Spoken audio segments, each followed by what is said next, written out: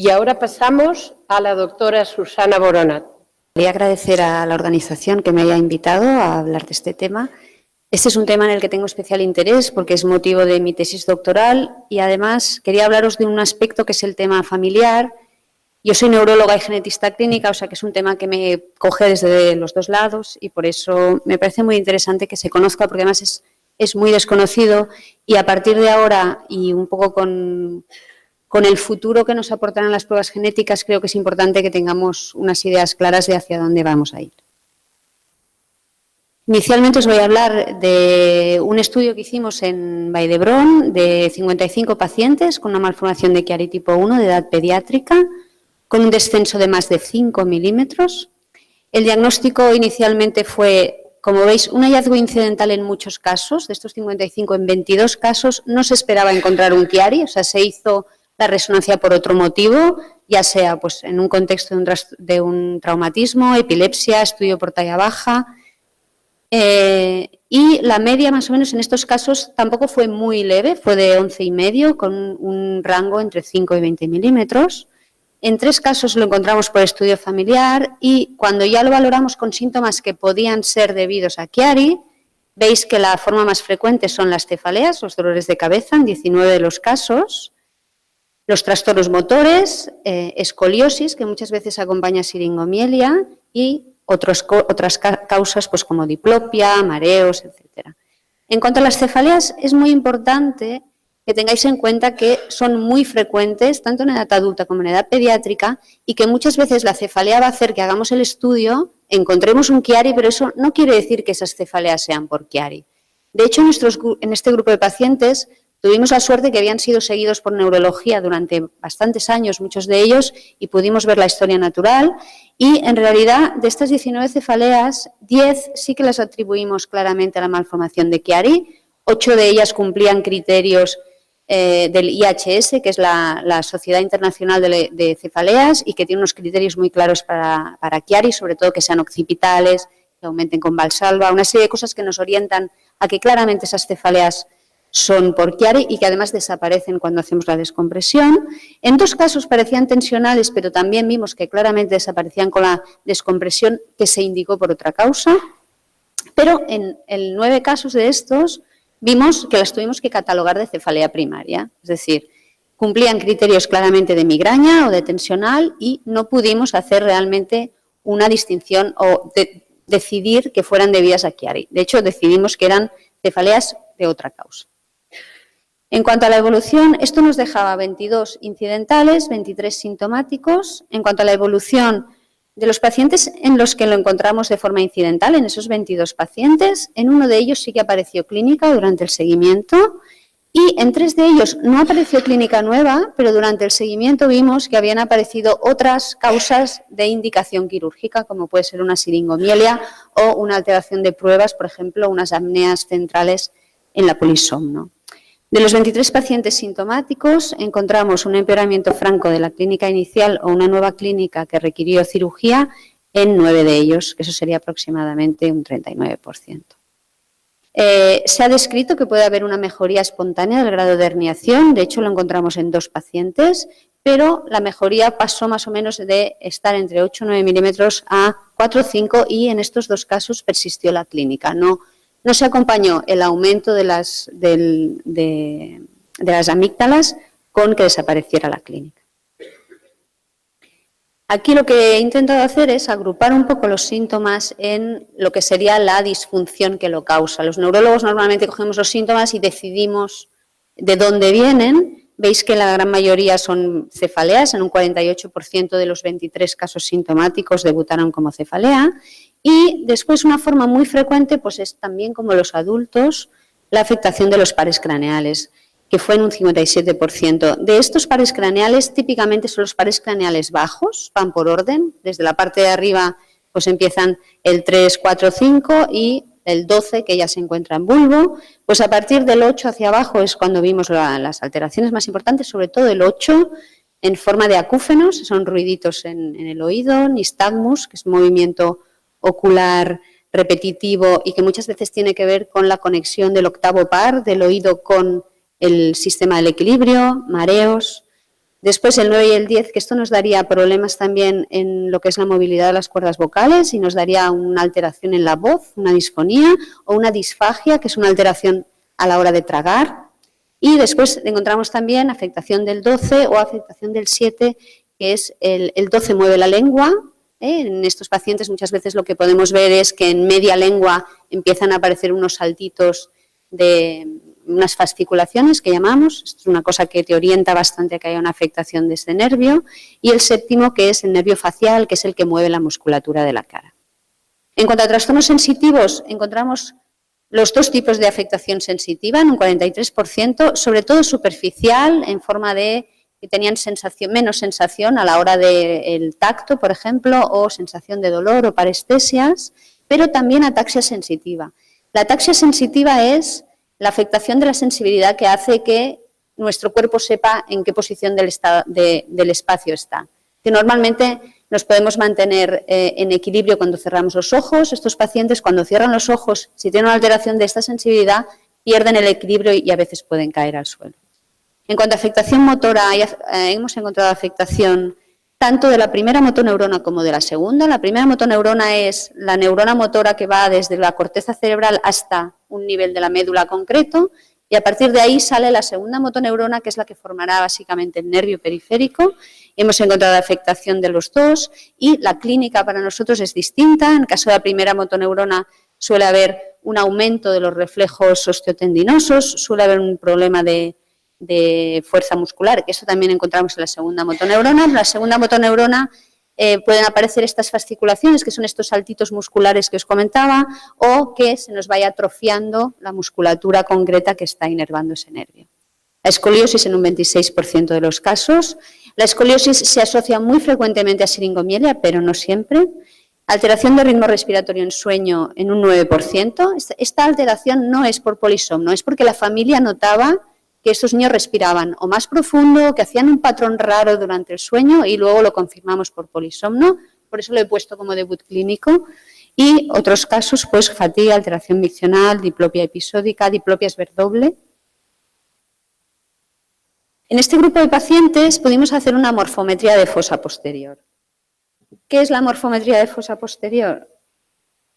Pues es intentar medir las distintas áreas de lo que sería la fosa posterior, porque una de las ideas muy aceptadas hoy es que hay una hipoplasia en esta malformación y que el cerebelo no cabe en una fosa ósea bastante pequeña.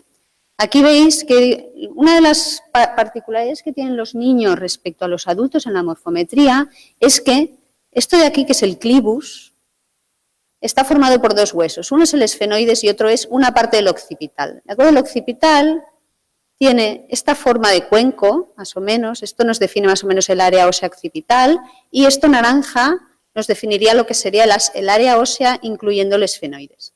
En niños todavía no se ha cerrado la unión entre estos dos huesos, esto es la sincondrosis y nos permite poder valorar un componente y otro, porque típicamente se ha culpado al occipital, pero nadie ha medido o no se ha medido de forma consistente si el esfenoides podía jugar algún papel en estos casos. Entonces, en estos niños, como los teníamos bien clasificados clínicamente, pues hicimos también unas 20 medidas. Aquí veis todas las que hicimos, en naranja está lo que sería el occipital, pero luego pues medimos la altura de fosa posterior, el diámetro anteroposterior, el foramen magno. Aquí tenéis otras de altura. Algunas de ellas son redundantes. Aquí esta pequeña sería la medida de invaginación basilar, que es la distancia que hay entre la odontoides y el foramen magno, que la veis aquí. Y también en odontoides lo que medimos son ángulos, porque a veces hay una odontoides que está angulada de forma anómala y esto nos podía dar problemas también. Medimos también ángulos y medimos estas dos áreas. En estos niños lo que encontramos es parecido a lo que hemos encontrado en otros grupos de la literatura, que es que sobre todo hemos encontrado problemas. ¿Dónde estoy? Problemas en basioccipital y supraoccipital, que son estos dos, basioccipital, supraoccipital. En altura de fosa posterior, que veis que hay 3 medidas, pues de estas 3 medidas hay 2 que son la altura y la medida de cuerpo calloso a foramen magno, que nos han salido significativamente alteradas, y las dos áreas. ¿Qué quiere decir significativamente alteradas? Lo que nosotros hemos hecho es coger estos 55 pacientes y comparar las medidas con 55 controles pareados por edad y por sexo. Cada niño lo hemos comparado con un niño igual de su edad y su sexo y hemos visto que claramente había diferencias en estas medidas. Un poco lo que habéis visto es que la clínica que presentan estos pacientes muchas veces es muy parecida a la de la edad adulta. ¿Qué peculiaridades puede tener la edad pediátrica? Pues a partir de los 6 años un niño puede explicarse con una anamnesis dirigida bastante bien, puede explicar mucha disfunción que podemos claramente clasificar en este grupo de sintomatología. ¿Qué problema tenemos? Que por debajo de esa edad es mucho más difícil que el niño se exprese bien, explique bien, que sea posible explorar bien una sensibilidad y ahí realmente tenemos que tener pues, una sensibilidad especial para pensar que puede tratarse de esta patología y buscarlo.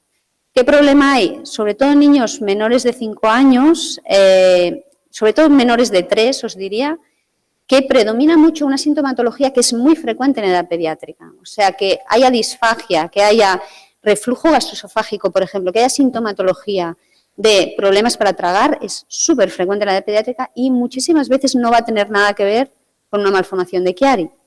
Y esto es un poco la dificultad que tenemos porque mucha de la sintomatología en el niño pequeño es muy inespecífica y realmente has de tener muy claro que esta enfermedad puede provocar esta alteración.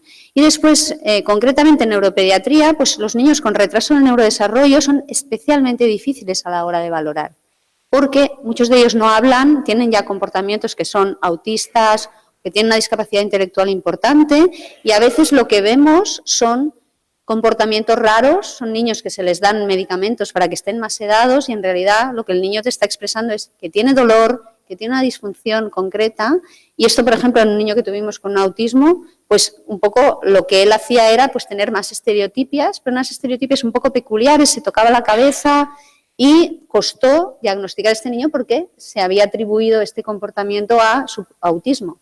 Y hay que acordarse que estos niños también pueden tener patología de otro tipo.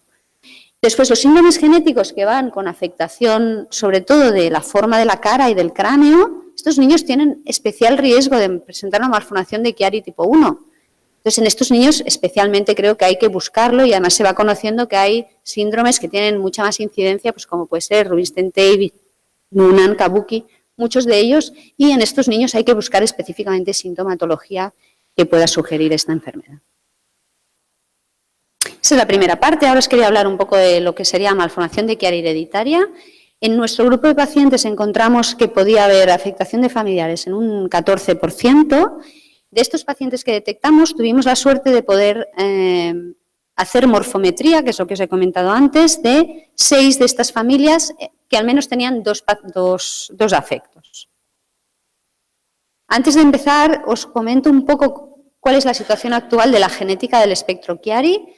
El espectro Chiari presenta casos familiares aproximadamente entre un 12 y un 21%. Se cree que es, y os digo se cree porque se conoce muy poco del tema, autosómica dominante con expresividad variable, pero no pueden excluirse casos recesivos. Y ahora os explico esto. ¿Qué quiere decir dominante? Dominante quiere decir que el padre o la madre lo tiene y tiene un 50% de posibilidades de que los hijos lo tengan. Cuando digo expresividad variable, quiere decir que lo que está heredando es la capacidad de hacer Chiari. No quiere decir que la vaya a hacer, pero está heredando una fosa posterior pequeña, para que os entendamos, puede tener herniación o puede no tenerla. Es decir, que habrá miembros que heredando lo mismo van a presentar o no la enfermedad.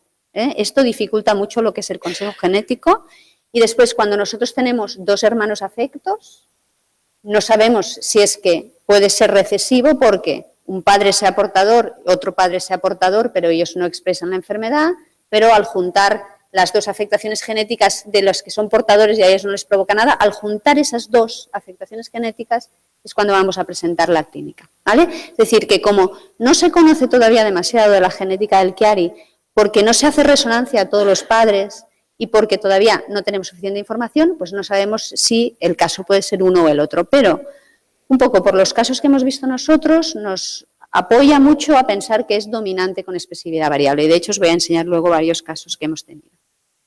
En cuanto a estudios, yo creo que el estudio más importante es un estudio de ligamiento en 66 familias ¿Qué quiere decir? Que en estas 66 familias se buscó qué zonas del genoma compartían y los miembros afectos con Chiari. Se necesitan familias que tengan muchos afectos, son las únicas que son informativas.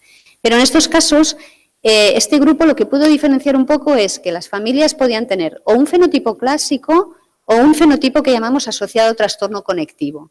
¿Qué quiere decir? Clásico sería el de la fosa posterior pequeña que os comentaba, y el de trastorno conectivo sería en una situación de hiperlaxitud, es decir, una fosa craneal que se deforma un poco de forma progresiva, se hace más plana, pero no es que sea pequeña ya de entrada, sino que hay como una deformidad craneal, un settling que llaman en inglés.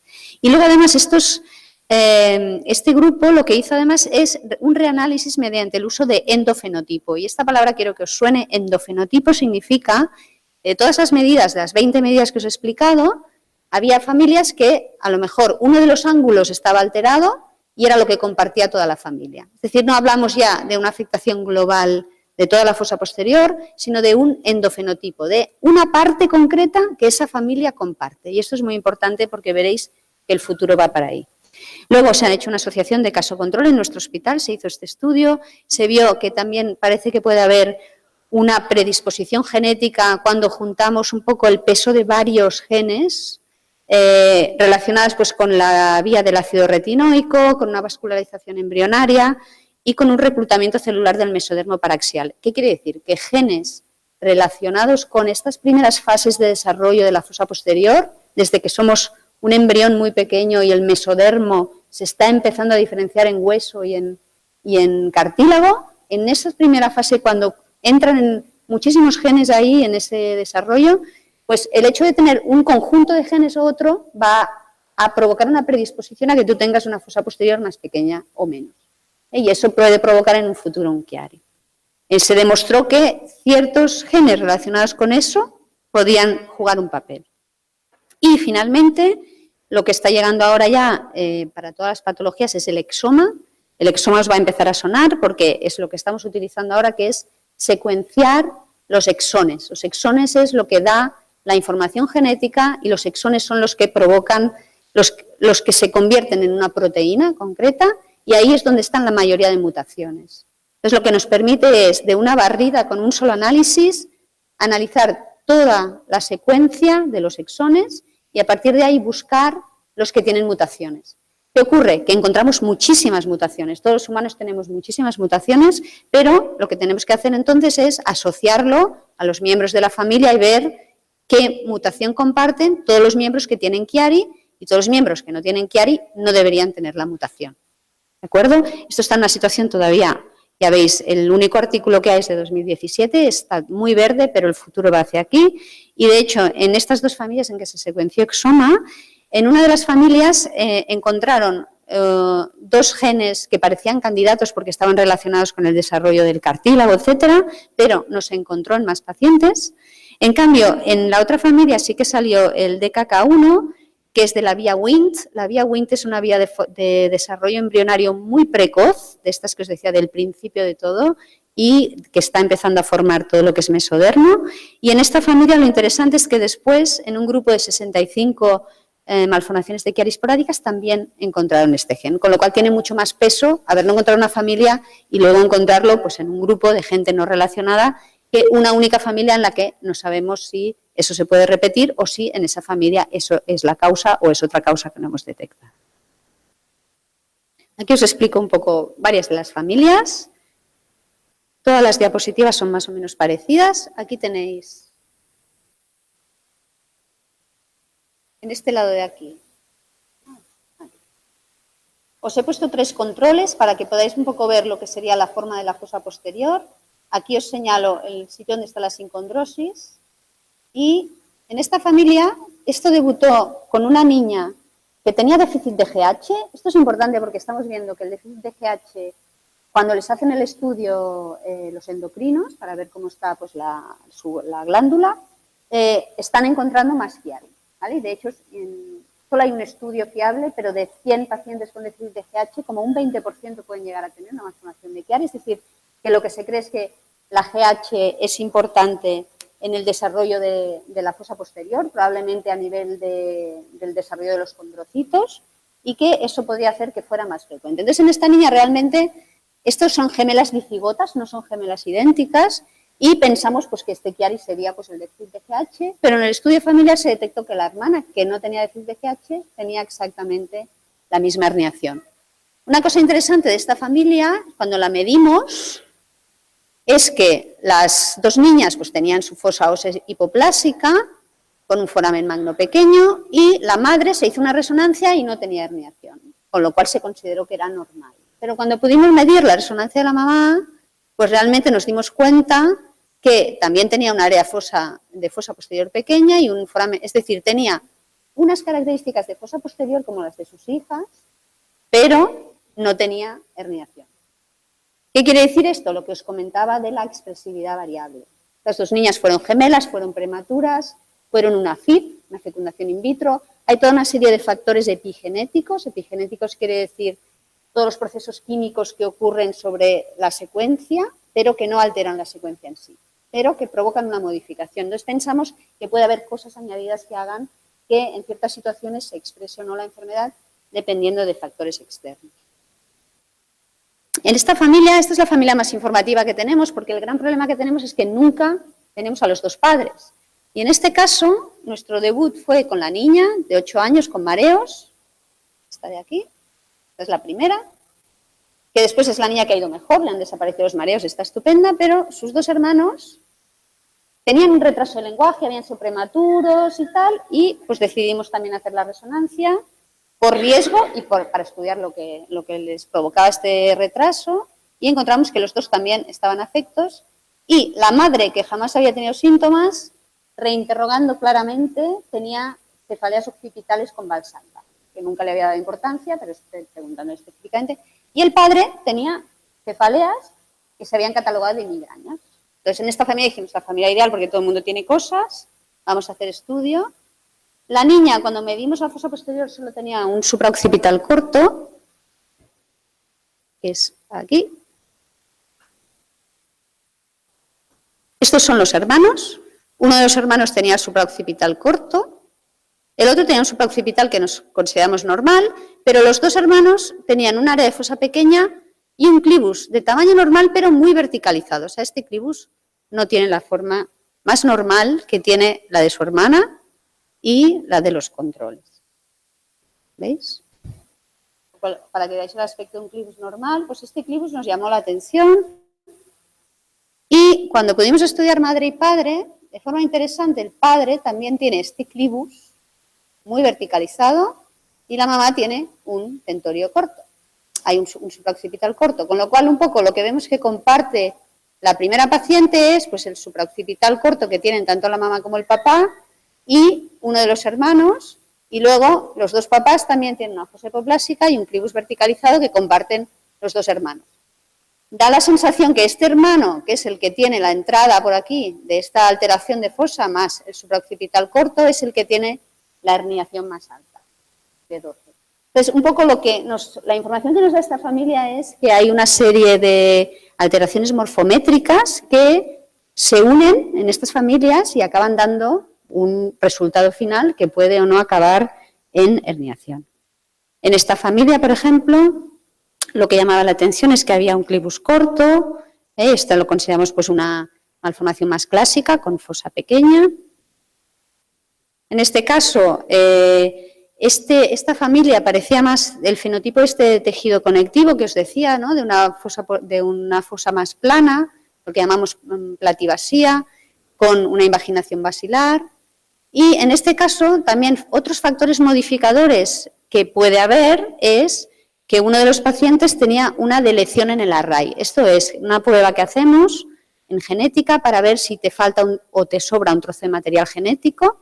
Y en este caso, este paciente tenía una deleción 16p11, que lo que suele dar es un poco de retraso de aprendizaje y más problemas cognitivos, pero en este paciente una cosa interesante es, viendo que tenía una afectación de la fosa posterior más importante que su hermano, que aquí está un gen, que es el TBX6, que es importante para el desarrollo de los condrocitos. Con lo cual, tenemos que tener en mente que muchas de estas familias van a tener otros factores genéticos que nos pueden modificar el fenotipo. La familia 5, la fosa es normal, pero llama la atención que tenían un tentorio corto y esto lo comparte la hija afecta con la madre y una hija sana a la que le hicimos resonancia, que se consideró normal porque no tenía herniación, pero realmente tiene un tentorio en límite bajo, con lo cual es una niña que tenemos que ver, ahora tiene 5 años, si en un futuro va a desarrollar clínica o no. Y la familia 6, que es la última, pues aquí un poco lo que veis es que en este caso lo que hay es un clivus corto, pero más del basisfenoides, más de la parte de arriba, y una odontoides retroflexa. Un poquito, ese ángulo está un poquito tirado más para aquí. Lo interesante en este caso es que la tía, que era asintomática, tuvo síntomas a raíz de un latigazo cervical con un accidente de coche, que no fue un gran golpe, pero a raíz de ahí empezó con clínica. ¿Qué conclusiones podemos sacar de esto? Bueno, sabemos que la agregación familiar pensamos que está infravalorada en nuestro estudio porque nuestros casos solo son los pediátricos y sabemos que en la edad adulta hay muchos más casos. Solo detectamos los casos que tienen síntomas y encima no tenemos estudios de neuroimagen de familiares. Aunque el patrón de herencia más frecuente es dominante, expresividad variable, la verdad es que la única familia en la que tenemos la información que tenemos que tener demuestra que es una combinación de rasgos morfológicos. Y lo que sí que parece es que las familias pueden compartir estos patrones morfológicos y que lo que están diciéndonos es que estos patrones nos hablan de que la causa genética es distinta en cada familia o como mucho compartida en algunas familias. Y simplemente para acabar, para que os quede claro la situación actual es, parece que podemos hacer exoma, ahora sabremos la causa de la familia y ya no ocurrirá más. No, todavía no estamos ahí, ¿vale? O sea, ahora mismo no hay suficiente información para aplicar esto para consejo genético en la práctica clínica habitual. No sabemos nada de las mutaciones causantes. La penetrancia es incompleta. Tener la mutación no quiere decir seguro que vayas a desarrollar la enfermedad. Y es una enfermedad que se puede monitorizar y que tiene tratamiento.